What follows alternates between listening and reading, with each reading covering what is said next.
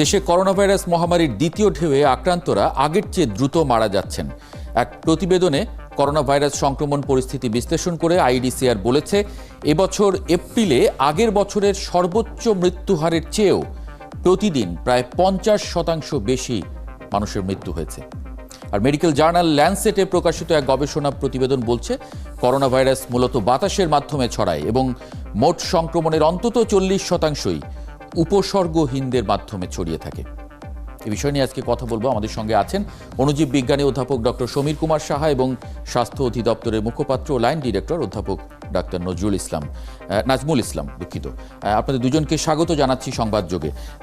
Doctor Samir Kumar Saha, আপনার কাছ থেকে একটু শুরুতে জানতে চাই যে আমরা আগে জানতাম যে কোনো কিছু স্পর্শ করলে চোখ, নাক, মুখের মাধ্যমে এই ভাইরাসটি আমাদের শরীরে আসে, যে জন্য এক ধরনের স্বাস্থ্যবিধি আমরা তৈরি করেছিলাম, একটা গাইডলাইন। এখন আমরা দেখছি গতকাল যেটি গণমাধ্যমে এসেছে যে ল্যান্সেটের যে গবেষণা প্রতিবেদন সেটি বলছে যে ভাইরাসটি বাতাসের মাধ্যমে যে ছড়ায় সে ব্যাপারে জোরালো প্রমাণ পেয়েছেন গবেষকরা। আপনি কি দেখেন? আমি এই পেপারটা পড়েছি এবং সেটা যদিও আমি ডিরেক্ট ল্যান্সেট থেকে না, বাট ল্যান্সেটের দিয়ে যেটা আমরা দেখেছি ভারতীয় সমস্ত পত্রিকাগুলোতেই কিন্তু এটা ছিল একদম, এবং সেটাকে কিন্তু খুবই স্ট্রং করে লেখা ছিল যে বিশেষভাবে। কিন্তু এটা আমার কাছে খুব একটা আশ্চর্য কিছু মনে হয়নি। আমরা আগেও জানি কিন্তু যে এটা এয়ারে যায় এবং ড্রপলেটগুলো ওখান থেকে যায়, কিন্তু আমরা এরকমও জানি কিন্তু ফিনল্যান্ড থেকে অনেক আগে থেকে এরকম একটা রিসার্চের পেপার ছিল যে যদি একজন কেউ কোথাও একটা কাশি দেয়, হাঁচি দেয়, উনি চলে যাওয়ার পরেও 3 মিনিট পরও যদি আরেকজন কেউ হেঁটে যায় সেখান থেকেও কিন্তু সংক্রামিত হতে পারে। আর যেটা আপনি বললেন যে যদি কেউ এরকম থাকেন অ্যাসিম্পটোমেটিক, তাহলে ডেফিনেটলি তাদের কাছ থেকেও কিন্তু সংক্রামিত হতে পারে। তারা হাঁচিও দেয় না, কাশিও দেয় না, কিন্তু তাদের নিঃশ্বাসের জন্য ভাইরাসটা ছড়াবে, এটাই কিন্তু স্বাভাবিক। সেটা হয়তো বা অনেক দূরে গিয়ে যে পড়বে সেটা না, যেটা আমরা বলি যে ডিস্টেন্সটা, এই ডিস্টেন্স মেনটেন করা। তার মানে আমি যদি অনেক বেশি কয়েক ফিট দূরে যাই তাহলে নিরাপদ, অথবা কিন্তু আপনি নিরাপদ না। তার মানে আপনি কিন্তু বাতাসের দ্বারাই কিন্তু ওখানে যাচ্ছেন। এটা আমাদের আগেও ছিল সত্যি এবং সেটা এখনো কিন্তু সত্যি। আমরা হয়তোবা এটাকে আরেকটু জোরালো করে এটাকে আরেকটু শক্ত করছি, কিন্তু এটা আগেও আমাদের ভয় ছিল এবং এখনো আসবে। আমি এটাকে নিয়ে অনেক নতুন কিছু দেখছি না এখানে, যত বড় করে না আমরা এটাকে প্রচার করছি। আর তাও ভালো, আমরা হয়তোবা এটা নিয়ে আরো সচেতন হব এবং সেটা দিয়ে আমরা নিজেরা আরেকটু দূরত্ব বজায় রাখবো, আমরা মাস্ক পরবো।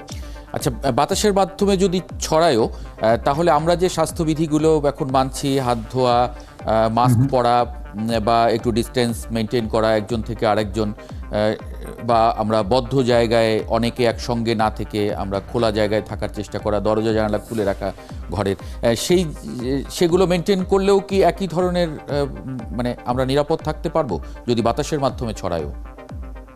আমার মনে হয় যে যেই কথাগুলো আপনি বললেন, এই কথাগুলো কিন্তু আমাদের যে স্বাস্থ্যবিধি তার মধ্যে কিন্তু প্রত্যেকটাই পড়ে, যে আমরা দরজা জানালা খোলা রাখবো। বিকজ একটা জায়গায় যদি থাকি তাহলে আমরা একটা বদ্ধ জায়গায় আটকা থাকলে সেখানে আমরা বেশি বেশি সংক্রামিত হব। যদি আমরা খোলা রাখি তাহলে কিন্তু আমরা কম সংক্রামিত হবো, কারণ জিনিসটা ছড়িয়ে যাবে চারিদিকে।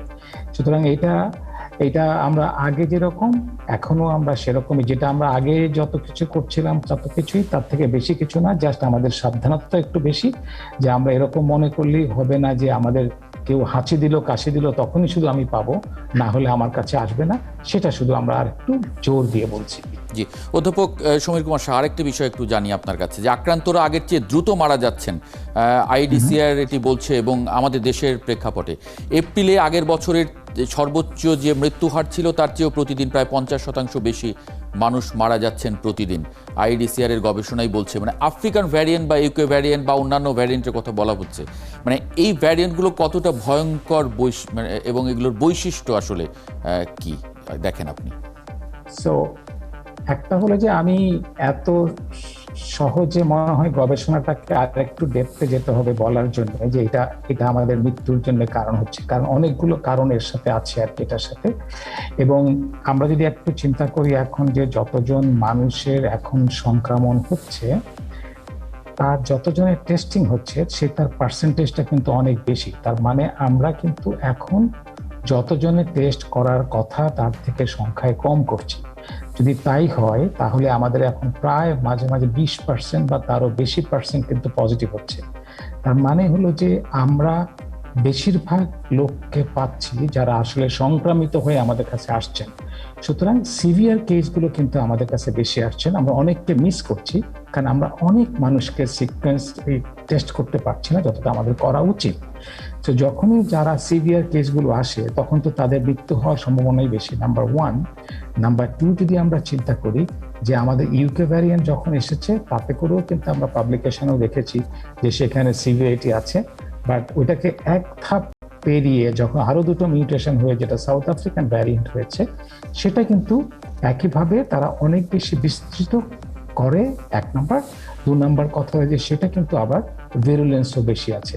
সুতরাং সেইগুলো মিলে আমাদের এই কাজগুলো হচ্ছে। এক নম্বর হলো যে আমরা সিভিয়ার অবস্থায় আসছি, বিকজ আমাদের টেস্টিং হচ্ছে, যারা বেশি সিভিয়ার তখনই আমরা টেস্ট করতে আসে। আর দ্বিতীয়টা হলো যে আমরা যে ভ্যারিয়েন্টগুলো এখন পাচ্ছি সেগুলো কিন্তু আগের থেকে বেশি বিস্তার ঘটায়, এক নাম্বার। আর দু নাম্বার হলো যে সেগুলো আমাদের জন্য ভেরুলেন্টও বেশি।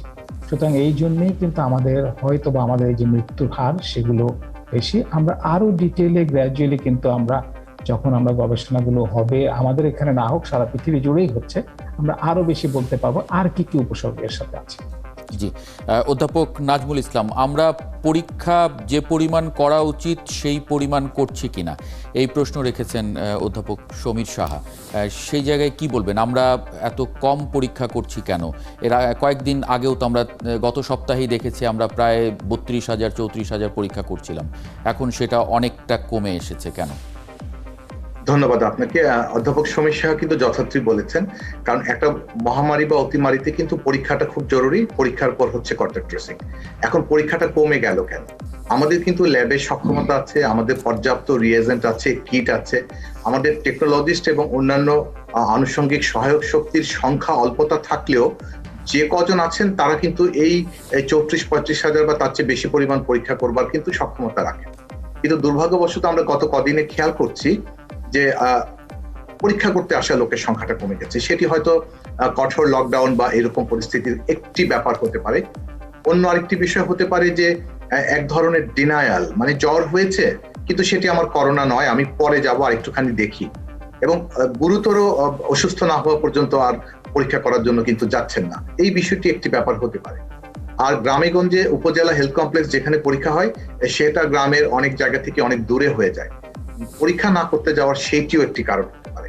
কিন্তু মেট্রোপলিটন শহরগুলো, বড় শহরগুলো যেখানে ঘন বসতি আছে, যেখানে যোগাযোগের অনেক সুবিধা আছে, সেই জায়গাগুলোতে কিন্তু আমরা যতটা প্রত্যাশা করি যে জ্বর হয়েছে, অন্যান্য উপসর্গ আছে, খুব তাড়াতাড়ি তারা পরীক্ষা করবার জন্য হাসপাতালে আসবেন, সেইটি কিন্তু আমাদের আশা যেটা করি আমরা তার চেয়ে কিন্তু কম হচ্ছে, এবং যে কারণে আমাদের গুরুতর অসুস্থ রোগীর সংখ্যা কিন্তু বেড়ে যাচ্ছে। খুব অল্প উপসর্গ নিয়ে, মৃদু উপসর্গ নিয়ে মাইল্ড টু মডারেট যে রোগীগুলোকে আমরা আশা করি হাসপাতালে খুব অল্পতেই যারা চলে আসবেন, আমরা দেখছি যে সেই রকম রোগীর চাইতে বরং বেশি অসুস্থ হয়ে আসা রোগীর সংখ্যা বেড়ে যাচ্ছে। এই সমস্ত কিছু মিলিয়েই কিন্তু এই কম পরীক্ষার যে কারণটি আমরা আপাতত দেখতে পারি, এভাবে আমরা হয়তো বলতে পারি। জি, অধ্যাপক নাজমুল ইসলাম, আমরা তো জানতাম যে আমরা লকডাউনে এরকম একটা পরিস্থিতিতে হয়তো পড়তে পারি, আমাদের হয়তো পরীক্ষা কমতে পারে। পরীক্ষা কমলে কিন্তু আমাদের মহামারীর আকারটা বেড়ে যাওয়ার শঙ্কা থাকে, আমাদের তাহলে লকডাউনটা আরও বেশি ক্ষতিগ্রস্ত হতে পারে যদি আমরা পরীক্ষা কম করি, আপনার কথাতেই। সেক্ষেত্রে স্যাম্পল দেওয়া সহজ করতে মানুষের আরও কাছাকাছি কালেকশন বুথ করা বা মানুষের ভিতরে যাওয়ার, মানুষের কাছাকাছি যাওয়ার চেষ্টা আমরা করি নাই কেন, সেটা নিয়ে কি বলবেন? আসলে আমরা চেষ্টা করিনি এটা বোধহয় ঢালাও ভাবে বলা যাবে না, কারণ ব্র্যাকের সহায়তা কিন্তু আমরা ঢাকা, চট্টগ্রাম যে দুটো শহরে অনেক বেশি সংক্রমণ, সেখানে কিন্তু আমাদের 100-এর কাছাকাছি কিন্তু কিয়স্ক বা ছোট বুথ আছে। বিষয় হলো যারা সংগ্রহ করবেন, সেই সংগ্রহ করবার জন্য কিন্তু প্রশিক্ষিত লোকের প্রয়োজন হয় বা টেকনিশিয়ানের প্রয়োজন হয়। সেই জায়গাটিতে কিন্তু সামগ্রিকভাবেই আমাদের লোকবলের কমতি আছে। আমরা নতুন লোকবল নিয়োগ করবার চেষ্টা করছি এবং নিয়োগ প্রক্রিয়াগুলো খুব সহজ সাধ্য নয়, সেটি হয়তো আমরা করে ফেললে এই চাপটা কমে যাবে। কিন্তু তারপরেও আমি বলবো যে আমাদের ঢাকা শহরের কথা যদি বিবেচনা করি, এরা কি মেডিকেল টেকনোলজিস্ট, যে তারা কি, যিনি যিনি স্যাম্পল সংগ্রহ করবেন অবশ্যই তার প্রশিক্ষণ থাকতে হবে এবং প্রিফারেবলি মেডিকেল টেকনোলজিস্ট হলে ভালো হয়, তার কারণ তার অ্যানাটমিটা জানতে হবে। আমি এই জন্য প্রশ্নটা করছি যে গতবার যখন আমরা সংক্রমণ খুব বেড়ে যেতে দেখলাম, আমরা দেখেছিলাম যে প্রধানমন্ত্রীও মেডিকেল টেকনোলজিস্টদের সংখ্যা বাড়ানোর কথা বলছিলেন এবং সেটা নিয়ে এক ধরনের প্রক্রিয়া আপনারা শুরু করেছিলেন। এক বছরের মধ্যে আপনারা কি তাদের সংখ্যা বাড়াতে পারেননি? আমাদের টেকনোলজিস্টের সংখ্যা বেড়েছে, কিন্তু আপনাকে খেয়াল করতে হবে গত বছর যখন আমাদের 80 কেন্দ্রে পরীক্ষা হতো, এখন কিন্তু 258টি কেন্দ্রে পরীক্ষা হয়। এই 258টি কেন্দ্রের কিন্তু অন্যতম চালিকা শক্তি হচ্ছেন আমাদের এই মেডিকেল টেকনোলজিস্টরা। এই সংখ্যাটা যদি আমরা না বাড়িয়ে থাকি গত এক বছরে, তাহলে আমার 258টা ল্যাব কেমন করে চলছে এটি কিন্তু সহজভাবেই আমরা বুঝতে পারি। কিন্তু আমাদের 17 কোটি মানুষের বিবেচনাতে যেই সংখ্যাটি আপনি বিশ্ব স্বাস্থ্য সংস্থা বা অন্য মানদণ্ডে, সেইটি কিন্তু অর্জন করা এখনো আমাদের সম্ভব হয়ে ওঠেনি।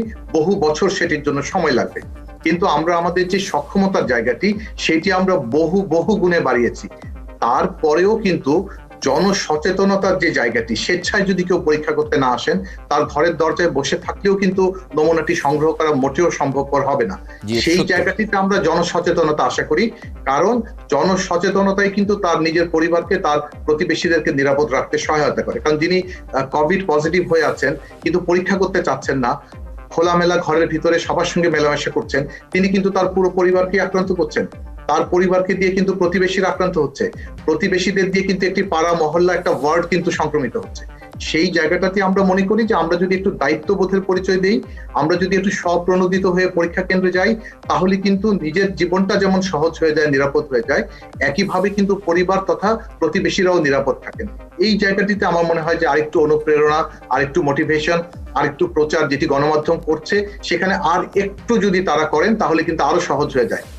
জি, আরেকটি প্রশ্ন, যে আজকে লকডাউনের 5ম দিন চলছে, মানে আপনাদের দিক থেকে স্বাস্থ্য অধিদপ্তর, তাদের দিক থেকে আসলে লকডাউনের বিষয়ে আপনাদের মূল্যায়ন কি এবং আপনারা কি প্রস্তাব দিতে যাচ্ছেন? আমরা কিন্তু এই বিষয়টা নিয়ে ইতিমধ্যেই প্রস্তাব দিয়েছি এবং সেটি খুব সুনির্দিষ্ট প্রস্তাবই আমরা দিয়েছি।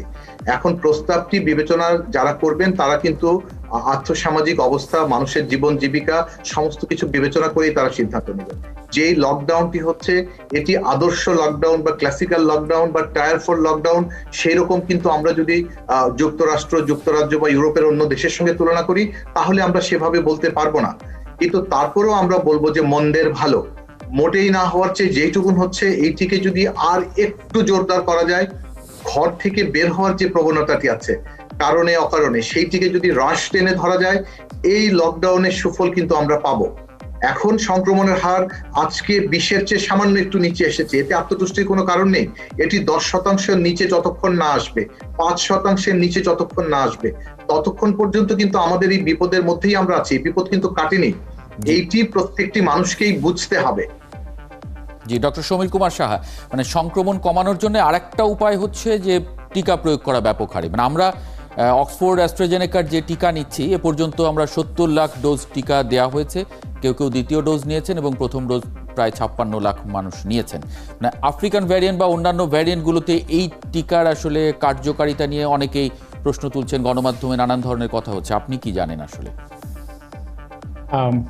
খুবই একটা গুরুত্বপূর্ণ প্রশ্ন কিন্তু এটা, এবং আমি আপনাকে এটা জানাতে চাই যে আমরা যখন অ্যাস্ট্রাজেনেকার ভ্যাকসিনটা নিচ্ছি এবং আমাদের কাছে এখন আমরা জানি যে আমাদের ইউকে ভ্যারিয়েন্টটা ছিল এতদিন, কিন্তু গ্র্যাজুয়ালি কিন্তু আমরা দেখতে পাচ্ছি আমাদের কাছে আফ্রিকান ভ্যারিয়েন্ট আসছে, এবং আমরা এটাও জানি যে আমাদের এই আফ্রিকান ভ্যারিয়েন্টের ইমিউনিটি কিন্তু খুব যে পুরোটাই প্রোটেকশন দেবে সেরকম কিন্তু না, হয়তো বা রেসিডুয়াল প্রোটেকশন দেবে, কিন্তু সেই রেসিডুয়াল প্রোটেকশনটাও কিন্তু অত্যন্ত গুরুত্বপূর্ণ এবং খুবই ইম্পর্টেন্ট আমাদের জন্য। কিন্তু তার কারণ হলো হচ্ছে রেসিডুয়াল প্রোটেকশনটা কিন্তু একটা মানুষের সিভিয়ারিটিকে কমাবে। আমি খুবই যদি সবার জন্য যদি বলি এটা, যে যেই মানুষটি খুবই সিভিয়ার ভাবে আক্রান্ত হয়েছেন এবং ওনাকে হসপিটালাইজ হতে হবে, উনি যদি এই টিকাটি নেন তাহলে ওই যে রেসিডুয়াল যে প্রোটেকশনটা পাবেন উনি, সেটাতে করে কিন্তু উনি বাড়িতে বসেই হয়তোবা চিকিৎসা নিতে পারবেন। যার হয়তোবা আইসিইউতে যেতে হবে, উনি হয়তোবা ওই সময় আইসিইউতে যেতে হবে না, যেই রেসিডুয়াল প্রোটেকশনটা উনি পাবেন তাতে করে কিন্তু হয়তো বা হাসপাতালের বেডে আসবে। সো ওভারঅল হেলথ সিস্টেমটাকে যদি আমরা প্রোটেক্ট করতে পারি, আমি যদি 10টা বেডও খালি করতে পারি, আমি যদি 10টা আইসিইউ বেডকে খালি করতে পারি, তাহলেই কিন্তু আমি ওভারঅল হেলথ সিস্টেমটাকে ইমপ্রুভ করতে পারবো। সুতরাং আমাদের যেই ভ্যাকসিনটা আছে সেই ভ্যাকসিনটা নিয়েই কিন্তু আমাদের খুব ভালোভাবেই আমরা সামনের দিকে এগোতে পারবো। আমি এখনো বলি যে পর্যন্ত আমাদের সাউথ আফ্রিকান ভ্যারিয়েন্ট আছে সেটা পর্যন্ত আমাদের নতুন ভ্যাকসিনটা না পেলেও আমরা যদি এই টিকাটা নিতে পারি প্রথম এবং দ্বিতীয় ডোজ, তাতে করেও আমরা অনেক মানুষকে বাঁচাতে পারবো, ওভারঅল হেলথ সিস্টেমটাকে ইমপ্রুভ করতে পারবো। এটা হলো আমাদের আপনাদের কাছে কথা। আরেকটা জিনিসও বলি, এই যে আমরা যেই কাজগুলো কথা বললেন, প্রফেসর নাজমুল যেটা বললেন, আমরা যেটা বলছি, আপনারা যেটা বলেন, প্রত্যেকেই যদি আমরা মাস্ক পরে যদি প্রটেক্ট করতে পারি, ভাইরাসের যে ভ্যারিয়েন্টগুলোর আপনি আজকে বলছেন কালকে কিন্তু অন্য একটা ভ্যারিয়েন্ট হতে পারে, এবং যদি আমরা অনেক বেশি সংক্রামিত হই, এবং তার মানে আমার বলে আসে আপনার কাছে যাবে, প্রত্যেক জায়গায় আমরা মাল্টিপ্লাই করছি, each and every multiplication means a new variant, because একটা মিউটেশন হবে ওখানে। এই মিউটেশন হতে হতে যদি আমরা অনেক বেশি বিস্তার ঘটে যায়, তাহলে কিন্তু আফ্রিকান ভ্যারিয়েন্ট না, আমরা একদিন বাংলাদেশ ভ্যারিয়েন্ট হবে, সেটা হয়তো বা আফ্রিকান ভ্যারিয়েন্টের এখানে আরো দুটো মিউটেশন হয়ে তারপরে হবে। কিন্তু এটা মনে রাখবেন আপনারা, ইউকে ভ্যারিয়েন্টের দুটো মিউটেশন হওয়ার পরেই কিন্তু সাউথ আফ্রিকান ভ্যারিয়েন্ট হয়েছে, এন্ড সাউথ আফ্রিকান ভ্যারিয়েন্টের উপরে আবার মিউটেশন হওয়ার পরে কিন্তু P1 হয়েছে, ভ্যারিয়েন্ট হয়েছে, যেটা হলো ব্রাজিলিয়ান। এই একটার পর একটা যখন হচ্ছে, প্রত্যেকটাই কিন্তু আমাদের জন্য আরো বেশি ক্ষতিকর। আমরা যদি আমাদের এখানে নিজেরা কন্ট্রোল করতে না পারি, বেশি মানুষের মধ্যে বিস্তার হয়, সেটা হয়তো বা অ্যাসিমটোমেটিকও হতে পারে, কিন্তু সেখান থেকে কিন্তু আমরা তাহলে আমাদের নতুন ভ্যারিয়েন্ট আসবে এবং সেটা আমাদের জন্য খুবই বিপজ্জনক হবে। সুতরাং এই কথাগুলো মানুষের কাছে ভয় দেখানো না, মানুষকে সচেতনতা করা, যেটা আপনারা বলেন যে ভয় প্রয়োজন নাই, সচেতনতা দেখাবো। কিন্তু যদি সচেতনতা কেউ না মানে, তাহলে আমরা রেজিমেন্টাল ওয়েতেই এটাকে করতে হবে। আমি একটা এক্সাম্পল বলে শেষ করব। যেভাবে আমরা উহানে যখন আমরা প্রথম সবাই মিলে পালাচ্ছিল ওই রেল স্টেশনে গিয়ে, ওই রেল স্টেশনটা কিন্তু বন্ধ করে দেওয়া হয়েছিল জবরদস্তি করে। যদি ওই স্টেশনে সব মানুষগুলো উঠতে পারতেন এবং তারা যদি চীনের বিভিন্ন ডিস্ট্রিক্টে গিয়ে, বিভিন্ন স্টেটে গিয়ে নেমে পড়তেন, তাহলে সারা চায়নাতেই কিন্তু বিস্তার ঘটতো এবং সেখানে অসংখ্য মানুষ মারা যেত।